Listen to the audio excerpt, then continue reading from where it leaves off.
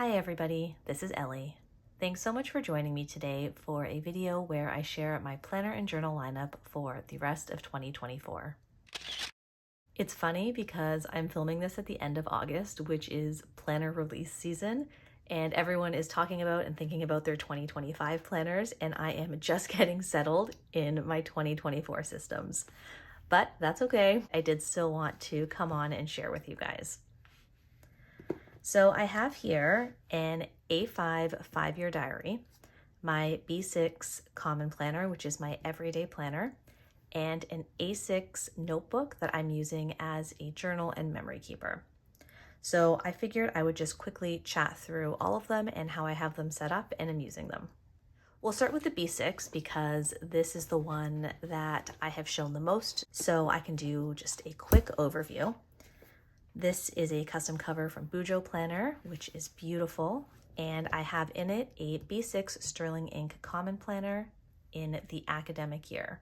I decided to try the academic year planner for the first time because I am a teacher and I like the idea of my planner spanning one school year. So we'll see how that goes. So far it's been great. I do expect come December, when everyone starts getting their new systems, that I will miss the fun of setting it up, but that's okay. I will hopefully live vicariously through all of you.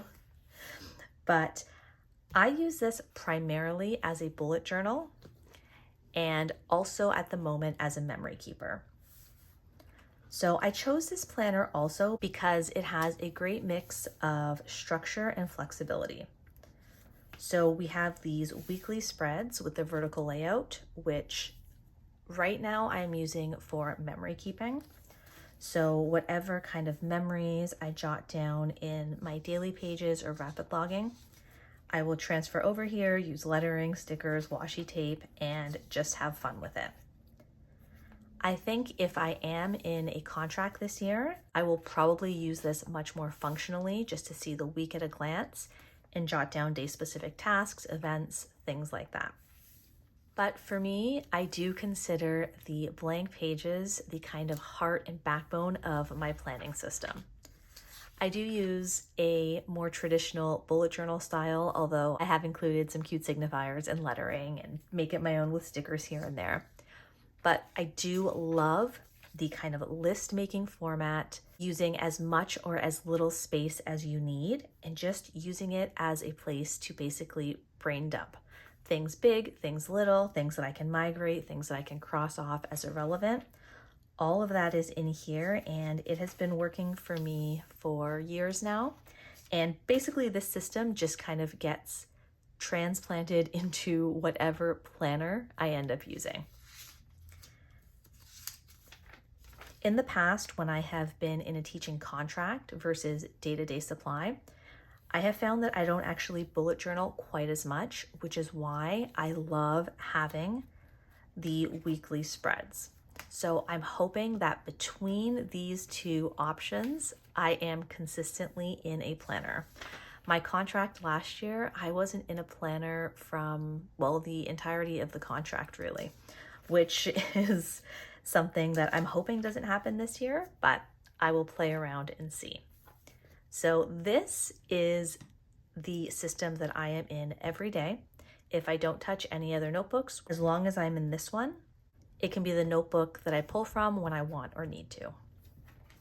So let's chat about my 5-year journal. I have tried a 5-year journal in the past. I bought the Hobonichi A6 years ago and it didn't work for me. I think for a number of reasons, but primarily I didn't know how to use it. I was trying to do long form journaling in a very small space. I couldn't figure out how to use the blank right hand side of the page, although I've seen so many great ideas, and I just didn't keep up with it. So this year I decided to try the 5-year diary from Sterling Ink. I have it in this cover from Mansorah Atelier. This was a custom cover for a take-a-note, so it's just a teeny bit small or short. I can't put both covers in without maybe cutting this a little bit, but so far like this, it works great. This is the olive grace leather, which is one of my all-time favorite leathers. So one of the reasons I was really drawn to this is because it is undated. And I wanted the A5 size so that I just have more space to play around with and more options. I bought this in May and I didn't decorate or set it up or anything because I just needed to get into it. I was holding off on starting because I thought I had to do a setup and I wanted it to look just so, and my friend Maria at A Papery Life told me to just put pen to paper and get started so that I could actually use it, which was wonderful advice and is exactly what I did. But it does have these blank pages, 1, 2, 3, 4, 5, 6 at the beginning. 7, I guess technically, and then at the beginning of each month, there is a blank page, almost like a title page for each month, or an area you can write goals, something month specific, however you'd like to use it. I'll show you how I'm using mine in some of these pages. So like I said, I started in May. Editing Ellie here. I keep saying this planner is undated, but it's only the years that aren't dated. If you look in the corner of each page, it does have the date from January 1st to December 31st. Because this is undated, Catherine did include yearly stamps for 5 years starting in 2024, which is great. I've been having fun using it. I just use the VersaMagic chalk ink with this. I am still a terrible stamper, but it's fun. And if there are times when I don't feel like going through and stamping it, I'm happy to just write the year as well.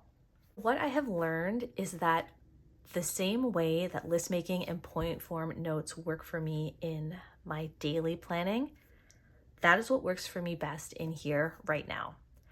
Originally, I thought it had to be more of a journal, more long form, and I love seeing other people's pages filled up like that, but for me, it's just not how I see the day. I've never planned like that. So it's easier for me to just have quick point form notes, and most days, I just copy them directly from my daily pages. That's another mental hurdle I needed to go over. I thought this needed to be different. I didn't want it to be redundant, but it turns out it is totally fine. This is a chance for me to play with fountain pens as well, so that's enough of a difference to get me in here. And usually I do this about a week at a time. So once a week has passed, or 6 days, because I'll do 2 pages at a time, I'll just flip through my journal, I'll sit down, I'll write them in, and I'll put it away for another week, and that keeps it manageable and enjoyable. Some days I just have like 1 or 2 lines, some days it's more filled up. And this is how I'm using the kind of beginning and ending monthly pages. So there is a page like this to start each month and to end each month. As May ended here, I did my prompts, which you may remember I've been doing these for years. They're inspired by Zoe Diaz-McLeese, and I have kind of culled them down to what means most to me right now to fit in this section. So again, I do my stamp. We have reading, watching, listening, learning, releasing, welcoming, and grateful. So that is at the end of each month. And to start each month, I've been putting in a quote that is resonating for me at the time. Something else I've decided to do is to use a different ink for each month. And I like that. I like flipping through and just kind of being able to visually see the different months, and it gives me a chance to play with the ink samples that I have and to just have fun in here. I'm trying to keep this fun for myself so that I enjoy it, and so far, so good. Usually I leave this top section beside the 2024 empty, but if it is some sort of special event, or here we were in Sarnia for a tournament, then that's a great space to write that. So some June pages, and then we have the end of June here, and we're moving into July. I have also started writing in my letter for the days of the week. It's not necessary, but I enjoy it. And And then August, I kind of had in my mind a visual of a sunset when I was choosing these colors. So I felt like this was water for the heart of summer, and then kind of moving into a sunset as summer ends. And I'm really happy that I have this. I hope that I keep up with it. I think it's set up in a way for me right now that is going to be easy to keep up with.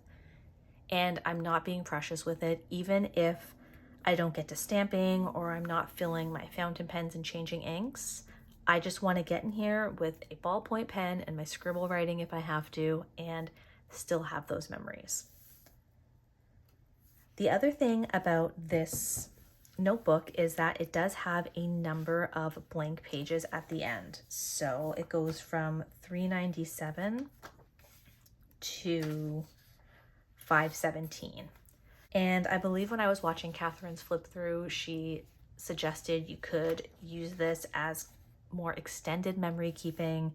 If you do have something that doesn't fit in one of these sections, you can use these back pages, and they are all numbered, which is wonderful, so that you could reference it. So for example, I could write, if my October 15th entry was long or I wanted to include pictures, I could just write see page 397 and have that embedded. But so far the only thing I have done back here is make a spread so that I can track which inks I'm using. And that's just in case future me flips through and wants to know what that beautiful ink was. So I just separated it, stamped the months, and wrote in the inks and which pen I had them in. So this is my 5-year journal setup. So far, so good. And as I mentioned, I started it in mid-May. I'm not worrying about back planning. I can't back plan the entire year because I wasn't consistently using a planner until, honestly, until this guy. So I've back planned a few pages, and I'll do that up until when I started consistently using this, and then the rest of them I'll leave blank, and I'm okay with that. These systems aren't meant to be perfect. They're meant to be a reflection and a collection, and reminding myself of that helps me actually use the things. And lastly, I have this little guy, which is an A6. This is another custom cover from Maria at Bujoplanner. This is her turquoise leather, her lilac, I believe, and at the time this beige didn't have a name. I'm not sure if it does now. But I just have the slip pocket here, secretarial, and this one in that same beautiful purple. So this is an A6 freely noted from Planner Monkey Co. And I decided to give this a try as my journal or memory keeper this year. In the past, my most successful journal, and for me that means the one I was in the most often, the most consistently, and the one I love flipping through the most, was an A6 Hobonichi. I have since tried to use the A6 Hobonichi again, and although I love the idea of the dated pages and I am fine with blank pages, I ended up having way too many blank pages to make it a reasonable option for me anymore. So that's when I decided to try a little notebook and see how that worked for me instead. So the idea is that I can use this for multiple years. If that's the case, that'll probably be the case. So I did make a little cover page here. And now you'll see where I set it up. I set this up to begin the year, and then as I mentioned, just was not in my systems at all. So I thought here I could do maybe like a sticker to represent the month or a memory from the month. I mean, I could still come back in here, I guess, and do that, but there's no pressure. The setup looks nice. These are stickers from Planner Monkey Co., and I just drew in the squares. Then I also made a year's worth of calendars with the idea that I would do a sticker a day. Remember those videos? I always had fun with that. But once again, that involved actually consistently planning. So right now I have 12 nicely set up blank calendars, again, with stickers from Planner Monkey Go. Then I did a quote to start the year to give myself permission to get into these pages. And I am in this whenever. if I have something specific I want to write about, if I just want to play, maybe doodle, then that's what these pages are for. So here, when Claire from Online was introducing her Not Afraid of Paper account, doodled some squishmallows I have, which are so cute and soft. I got Happy Mail from Cecilia, and you'll see some of these don't even have dates because I collected my Happy Mail in a little container I have on my desk, and when I was ready to journal, I couldn't quite remember when I received them. That's fine, not being precious at all. Included the little note she sent, some little washi, and just having fun in here. I met up in Toronto with Lauren and Maria, some new washi tapes at the time, or these were PET tapes actually. Took a picture. I ordered an kind of upcycled dress from a Canadian shop. So I drew that in here and did a little bit of watercolor, which was fun. I just adore that crinkled page. And they also sent a sticker, which of course had to make its way in here as well. Another meetup with Lauren and Maria, so just adding a little ephemera, some new washi tapes. Oh, I had also ordered some pens at the time. I was working on a puzzle with my brother, my first magic puzzle, and those ones came with stickers as well, which was really, really fun. Added a quote in here. One thing that I have found with these notebook pages is that I've become used to pages that have kind of a border. So these Planner Monkey Co grids go right to the edge, which I enjoy, but I find that the pages sometimes feel more complete if I draw a border in. So you'll see that every so often. And then I had an extra dashboard. This is my Ted Lasso dashboard. It is also in my everyday planner, but I had printed them at different sizes. So I put this one in here as well with the Richmond colors for the border. Oh, I drew my covers from Maria at Bujoplanner and just included the sticker and receipt that came with it. Some new washi from the Coffee Monsters Co. I copied in a quote here. Another quote with some washi. This was a sample from someone. It's just fun to use my things, and that's what I'm doing in here. So I have been having a lot of fun with this. My friend made me some crocheted goodies that came with these tags, so I just keep them in here because they are super cute. Back here, I have some pen test pages, and I've also been including kind of stickers that I receive from orders.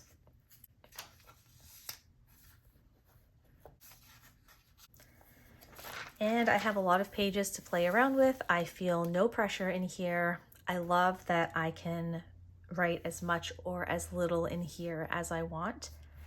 And I'm just trying to get myself to remember to use this because sometimes it feels daunting to start. And I think that's largely because I know I want to play with my ephemera, my washi, my pens, and I have a lot of those things, so that can feel overwhelming.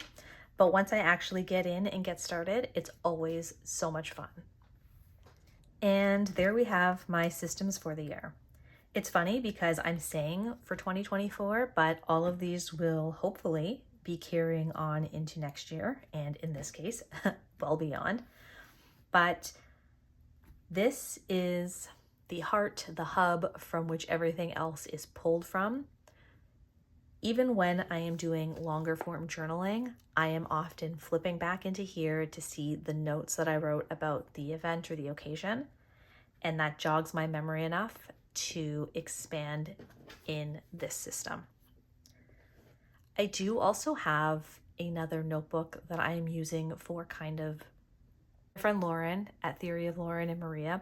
They call it process journaling, which I think is a wonderful description and is where I journal things that are private, things that I'm venting, things that I don't really want to keep and look back on necessarily, but just need the space to get out and work through and process. I'm just using a Hobonichi Weeks notebook. What are those called? Those little companion notebooks. So very thin.